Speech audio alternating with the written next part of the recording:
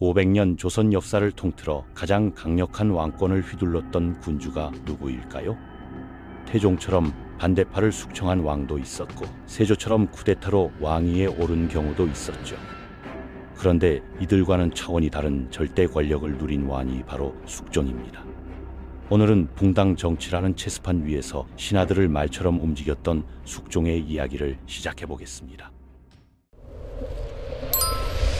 임진왜란과 정유재란이 끝나고 조선은 회복 불가능할 정도로 큰 상처를 입었습니다. 전체 인구의 3분의 2일이 사라졌고 농지는 황폐해졌으며 궁궐과 관청 건물들이 불타 사라졌어요. 선조부터 시작해서 광해군, 인조, 효종, 현종에 이르기까지 조선 후기 초반은 정말 혼란의 연속이었죠. 붕당 정치 때문에 나라가 둘로 갈라져 싸우고 위정척사 사상에 빠져서 새로운 변화를 받아들이지 못했습니다. 중국 중심의 세계관에서 벗어나지 못하다 보니 과학기술과 문화가 침체되면서 국가 경쟁력이 떨어지는 시기였어요. 특히 명나라가 망하고 청나라가 들어서면서 조선은 정신적 충격까지 받게 됩니다. 그럼에도 불구하고 희망이 전혀 없었던 건 아니었습니다. 광해군과 소현세자 같은 인물들은 조선의 미래를 바꿀 수 있는 잠재력을 가지고 있었거든요. 광해군은 실리 외교를 통해 나라를 보존하려 했고 소현세자는 청나라에서 서양 문물을 접하며 개혁 의지를 키웠습니다. 하지만 이 두 사람 모두 인조 때문에 역사의 뒤안길로 사라지게 됩니다. 인조야말로 선조를 뛰어넘는 최악의 암군이었죠. 선조는 임진왜란 때 도망갔지만 적어도 항복하지는 않았습니다. 그런데 인조는 정유재란도 아닌 정묘정변과 정유정변에서 삼전도의 굴욕을 당했어요. 선조가 광해군을 시기했지만 죽이지는 않았는데 인조는 소현세자를 독살했다는 의혹까지 받고 있습니다. 인조는 서인들과 결탁해서 반정을 일으켰지만 정작 나라를 제대로 다스릴 능력이 부족했어요. 외침에는 속수무책이었고 내정에서도 붕당 정치의 폐해를 제대로 해결하지 못했습니다. 재미있는 건 인조의 자식들은 아버지와 달리 괜찮았다는 점입니다. 선조의 자식들은 광해군 빼고는 모두 문제가 있었는데 인조의 자식들인 소현세자, 효종, 임평대군은 모두 훌륭했거든요. 특히 효종은 재위 기간이 10년으로 너무 짧았지만 정말 구도자처럼 왕의 역할을 제대로 수행하려고 노력했습니다. 후궁에는 전혀 관심이 없었고 오로지 국방력 강화에만 매진했던 왕이었어요. 북벌론에 대해서는 여러 해석이 있을 수 있지만 적어도 효종이 진정성 있게 나라를 위해 고민했다는 건 분명합니다. 실제로 훈련 도감을 정비하고 화약 제조 기술을 발전시키며 군사력 증강에 힘썼어요. 효종 다음에 등장한 현종 때는 예송 논쟁이라는 희극이 벌어집니다. 완전히 예법에만 빠져서 미쳐버린 나라가 조선이었어요. 왕이 아버지 상을 당해서 상복을 오래 입고 싶어도 신하들이 반대하면 못 입는 상황이었습니다. 예송 논쟁은 효종의 왕위 계승과 관련된 정통성 논쟁이라고 할 수 있죠. 서인들은 효종이 차남임의로 1년 상복을 입어야 한다고 주장했고 남인들은 적통 계승임으로 3년 상복을 입어야 한다고 맞섰어요. 게다가 현종 때는 경신 대기근이라는 조선 역사상 최악의 자연재해까지 겹쳤습니다. 1670년부터 1672년까지 3년간 계속된 대기근으로 백성들이 굶어 죽어나갔어요. 인구의 10분의 1 정도가 사망했다는 기록도 있습니다. 그런데 현종이라는 왕은 생각보다 괜찮았습니다. 무엇보다 착했어요. 관료들을 함부로 죽이지 않았고 15년 재위 기간 동안 제대로 된 역모 사건도 거의 없었습니다. 정치가 상당히 깨끗했다고 볼 수 있죠. 대기근에 맞서서 백성들을 구하려고 정말 노력했지만 워낙 상황이 심각해서 한계가 있었습니다. 국고를 털어서 구휼 사업을 벌였고 세금 감면 정책도 적극적으로 실시했어요. 더 놀라운 건 현종이 조선 왕들 중에서 유일하게 후궁을 두지 않았다는 점이에요. 물론 왕비 명성왕후의 성격이 워낙 무서워서 그랬을 수도 있겠지만 어쨌든 쉬운 일은 아니었거든요. 현종이 간과할 수 없는 업적이 하나 있는데 바로 기의 예송을 통해 송시열과 서인들을 제거하면서 왕권을 강화시킨 것입니다. 그런데 현종이 말년에 갑자기 죽어버리죠. 현종이 조금 더 건강하게 오래 살았다면 아버지 때부터 등장했던 송시열, 송준길 등에 의해 흔들리던 조선 사회를 기해 예송을 통해 왕권을 강화시키고 나서 더 큰 개혁을 이룰 수 있었을 텐데 말이에요. 인조반정 이후 효종과 현종 때까지 50년간 권력을 잡고 있었던 서인들을 견제할 수 있었던 것이 현종이었는데 34살의 젊은 나이에 세상을 떠나버린 거죠. 현종이 조금만 더 오래 살았더라면 정치는 깨끗했고 15년의 경험을 바탕으로 왕권을 더욱 강화시켰을 것입니다. 후궁도 없어서 외척 문제도 없었고 그래서 외척들까지 막아낼 수 있었던 현종이 조금만 더 오래 살았더라면 하는 아쉬움이 큽니다. 효종 10년, 현종 15년으로 재위 기간이 너무 짧았던 게 정말 안타깝죠. 그리고 이제 40년이라는 긴 세월 동안 재위하게 되는 숙종이 등장합니다.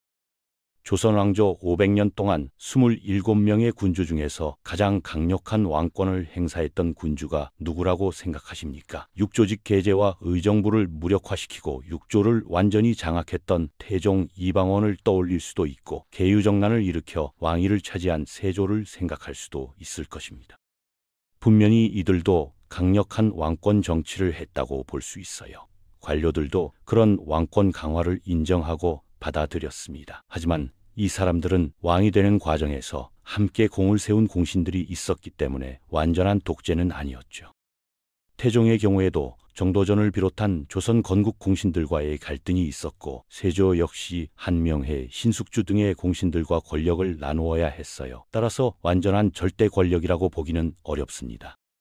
그렇다면 영조나 정조의 왕권은 어떻게 해석해야 할까요? 이들은 탕평책이라는 정치를 폈지만 붕당 정치의 혼란기는 아니었거든요. 조선 후의 왕들 중에서 붕당 정치의 혼란 속에서도 이렇게까지 강력한 절대 왕권을 누릴 수 있었던 군주가 분명히 있었습니다. 바로 그 왕이 숙종이에요. 숙종은 붕당들을 마치 장기판의 말처럼 움직이면서 자신의 의도대로 정치를 이끌어갔습니다. 서인과 남인을 번갈아가며 권력을 주고 빼앗으면서 누구도 감히 왕권에 도전할 수 없도록 만들었어요. 숙종은 현종의 성품을 전혀 닮지 않았습니다. 자기 어머니인 명성왕후의 성품을 그대로 물려받았어요. 어렸을 때부터 성질머리가 더러웠습니다. 궁녀들이 머리를 빗겨줄 때도 조금만 아프면 화를 내고 짜증을 부렸죠.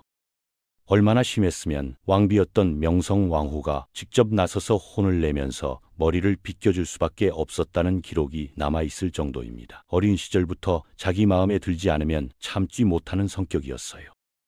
그런데 현종이 34살의 젊은 나이에 갑자기 세상을 떠나버리죠. 당시 숙종은 14살이었습니다. 그런데 인조는 반정으로 왕이 됐고 효종은 둘째 아들이었으며 현종은 세자 생활을 했지만 아버지가 정통이 아니라는 점 때문에 고생했어요. 반면 숙종은 완전한 적장자였습니다. 어머니도 정비였고 원손이었으며 세자였고 그 과정을 모두 정상적으로 거쳤던 정통성 면에서는 거의 완벽한 조선 후기에 몇 안 되는 왕이었습니다. 그런데다가 성질머리까지 더러운 상태에서 14살의 왕이 됐으니 기본적으로 왕의 어머니가 수렴청정을 해야 되잖아요. 그런데 이 녀석이 거부해버리는 겁니다. 지금 기준으로 보면 중학교 1학년 정도 되는 아이가 대통령 하겠다고 나서는 것과 같죠. 물론 숙종이 직접 정치를 하고 싶어서 어머니더러 물러가라고 했을 수도 있습니다. 하지만 실제로 당시 상황을 보면 더 복잡한 사정이 있었어요. 숙종의 어머니는 명성왕후였는데 인조의 계비였던 자의대비 조씨가 아직까지 살아있었거든요. 그런데 자의대비는 약간 남인 성향이 있었고 명성왕후는 서인 성향이었습니다. 그러니까 명성왕후 입장에서는 수렴총정을 하게 되면 자신이 하는 게 아니라 시할머니인 자의대비가 하게 될 상황이었던 거예요. 그러다 보니까 차라리 아들이 직접 하는 게 낫겠다고 생각할 수도 있습니다. 어찌 보면 왕실 내부의 권력 다툼이 숙종의 친정체제를 만들어낸 셈이죠. 숙종 입장에서는 정말 좋은 기회였어요. 아버지가 기회예송을 통해 자신이 왕이 되기 직전에 50년간 권력을 잡았던 서인들을 내쫓고 남인들을 불러들였거든요. 그래서 남인들과 함께 정치를 시작했습니다. 14살짜리지만 어렸을 때부터 남인들이 훨씬 더 온순하다고 생각했나 봐요. 남인들 중에도 선왕을 죽이고자 했던 강경파인 청남과 허균의 후예들이 있었지만 특히 조금 더 온건한 성품을 가진 허적 같은 탕남들과 함께 했어요. 그런데 6년의 시간이 흘러서 20살이 되니까 상황이 달라졌습니다. 남인들도 세력 확장에 나서거든요. 조선의 중앙군은 오군영인데 이 오군영을 서인들이 완전히 장악하고 있었기 때문에 남인들도 그에 대항해서 훈련도감이나 다른 군대들을 만들었죠. 남인 중에 윤휴 같은 경우는 어린 숙종에게 강력한 북벌을 주장했습니다. 실제로 남인들은 송시열의 북벌론을 정권 유지를 위한 명분적 구호였다면서 자신들은 진심으로 북범을 하고 싶어 했어요. 그런데 실제로 남인들이 그런 식으로 북벌을 주장했던 것 역시 남인들의 군사력 강화를 위한 목적이었을 수도 있습니다. 14살의 왕이 됐던 숙종이 20살 무렵이 되니까 점점 남인들이 꼴보기 싫어지기 시작했어요. 저 사람들을 어떻게 좀 견제하고 싶은데 우리 아버지가 그렇게 싫어했던 서인들이 어린 시절과 세자 시절에는 너무나 강력한 힘을 가지고 있었는데 6년 동안 꼼짝하지 못하고 제야에 처박혀 있으니 이 사람들을 다시 불러서 정치를 한번 해보고 싶다는 생각이 들었나 봅니다. 그래서 마침 그런 생각을 하고 있을 때 당시 남인 영의정인 허적의 집에서 잔치가 열렸습니다. 잔치를 하는데 비가 오니까 왕이 걱정되는 거죠. 영의정 집에서 잔치하는데 비가 오면 어떻게 하냐고 해서 비를 막을 수 있는 천막, 즉 기름 천막을 내려달라고 했어요. 그런데 이 천막이 왕의 상징물이었거든요. 그럼 더불어민주당이 청와대에 가서 태극기를 마음대로 꺼내 쓰는 격이죠. 신하가 감히 왕의 전용품을 함부로 사용한다는 것은 월권 행위였습니다.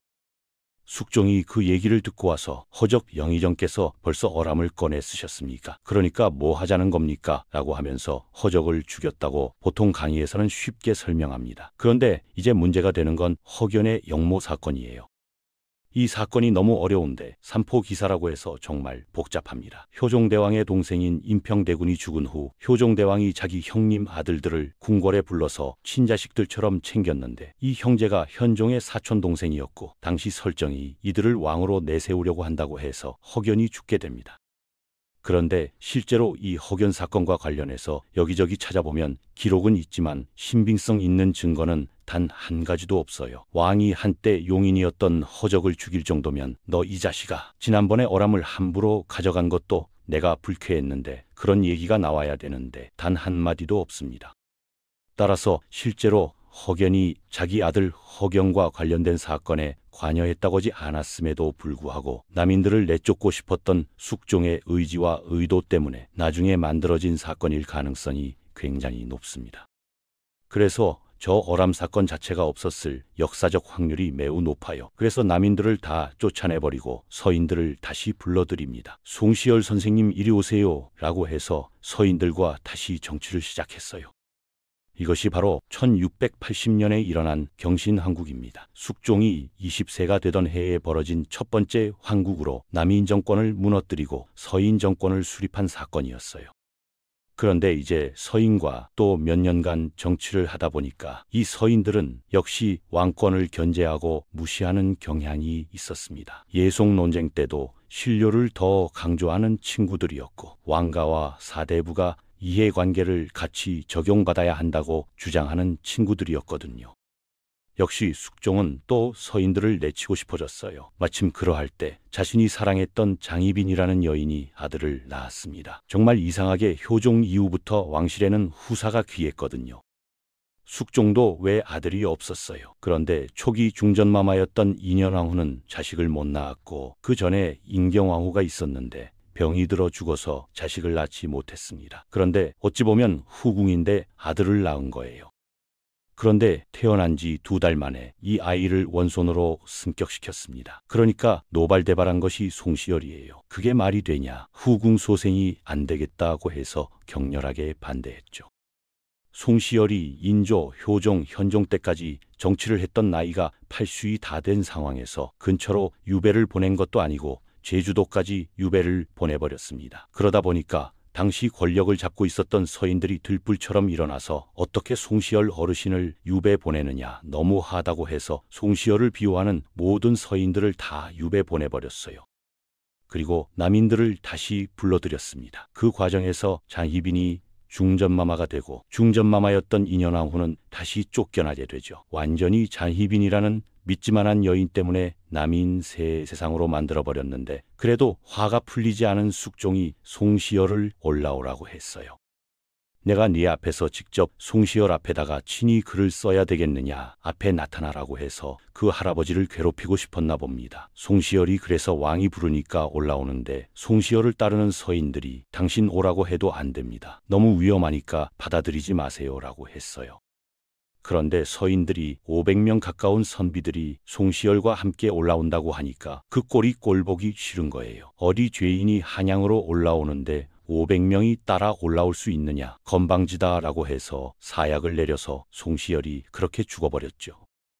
이것이 바로 1689년 기사환국입니다. 숙종 15년에 일어난 두 번째 환국으로 서인을 축출하고 남인이 재집권하는 계기가 되었어요. 경신환국에서는 그 유명한 허결을 죽이고 호적을 죽였더니 그 다음 기사환국에서는 송시열을 죽여버렸어요. 그리고 또 남인들과 정치하다 보니까 남인들이 모든 정치 권력을 장악하고 있었고 이때부터 권력을 장악한 남인들은 숙종 앞에서 벌벌 떨었습니다. 언제 목이 떨어질지 모르기 때문이에요. 경신환국과 기사환국을 통해 숙종의 무서움을 뼈저리게 깨달았던 거죠. 그것도 남인 쪽에서 꼴보기 싫었던 숙종이 남인들더러 물러가라 사라져라 라고 하면서 다시 서인을 불러들이는 마지막 갑술환국이 일어났습니다. 실제 이때 장희빈까지 갑술환국 직후에 무고의 옥으로 사약을 받게 되면서 남인은 재기불능 상태로 빠집니다. 갑술환국은 1694년 숙종 20년에 일어난 세 번째 환국으로 남인을 완전히 제거하고 서인이 재집권하는 사건이었어요. 이때부터 남인은 조선 말기까지 중앙정계에서 완전히 사라지게 됩니다. 그리고 이제 남인에 대한 강경파인 노론과 온건파인 소론으로 서인이 쪼개졌어요. 강경파의 노론은 세자까지 체인지하자고 했습니다. 장희빈 아들인 경종이 왕이 되어서는 안 된다, 연인군으로 가야 된다고 주장했어요. 그러나 소론은 장희빈이 잘못했지만 무슨 죄 없는 아들이 무슨 잘못이냐, 세자를 그대로 세자 자리에 유지하도록 하자 해서 훗날 경종을 지지하게 되는 것입니다. 소론으로 쪼개졌지만 노론과 소론이 숙종 앞에서 제대로 싸우지도 못했어요. 세 번의 환국 기간 동안에 거의 정승, 판석급만 숙종이 50명을 그냥 하늘나라로 보내버렸습니다. 그러니까 정말 이왕 뭔가 완전 절대군주였어요. 아마 조선왕조 500년 동안 신하들이 왕 때문에, 군주 때문에 이렇게 벌벌 떨었던 적은 없었을 겁니다. 물론 영조도 무서웠겠지만 조선에는 그런 구조가 분명히 있었다는 걸 우리가 알아야 됩니다. 숙종은 붕당 정치를 완전히 자신의 손아귀에 넣고 장난감처럼 가지고 놀았던 거예요. 숙종을 해석하자면 정말 훌륭하고 좋은 군주로도 볼 수 있어요. 실제로 선정도 많이 베풀었고 백성들 민생도 많이 살폈습니다. 숙종 재위 40년 동안에 상당히 재정도 확보가 됐고 실제로 대동법을 전라도까지 시행했던 것도 숙종이었어요. 상평통보가 전국으로 확대되면서 어찌 보면 상품화폐 경제가 조선사회에서 발전했던 것도 숙종 때였고 특히 의주를 거쳐서 일본에서 은을 엄청나게 많이 사들이게 되니까 은을 수입해서 이걸 청나라 대신 중개무역으로 엄청나게 이득을 올린 것도 숙종 때였습니다. 국방력에도 신경을 쓰면서 함경도에 쳐들어온 여진족을 다 몰아내고 남한산성을 한강을 건너지 않고도 바로 왕이 걸어서 들어갈 수 있는 삼성인 북한산성도 만들어야 된다고 해서 산성을 축조했어요. 청나라가 약간 불쾌한 표현을 했음에도 불구하고 그런 걸 밀어붙였던 군주가 숙종이라는 말이죠. 그리고 파란만장했던 장희빈, 인현왕후, 장무상궁, 최숙빈 등의 이야기까지 지금까지 조선시대의 군주 중에 그 붕당 정치를 주고 놀았던 숙종 이야기를 했습니다. 실제로 숙종 재위 기간 동안 조선의 인구가 크게 증가했다는 기록도 있어요. 효종과 현종 때 계속된 전란과 기근으로 줄어들었던 인구가 숙종 때 들어서면서 안정을 되찾기 시작했습니다. 또한 숙종은 문화와 예술 방면에서도 많은 업적을 남겼어요. 규장각의 전신이 되는 장서각을 설치하여 서적 편찬 사업에 힘썼고 실학자들이 활동할 수 있는 분위기를 만들어주기도 했습니다.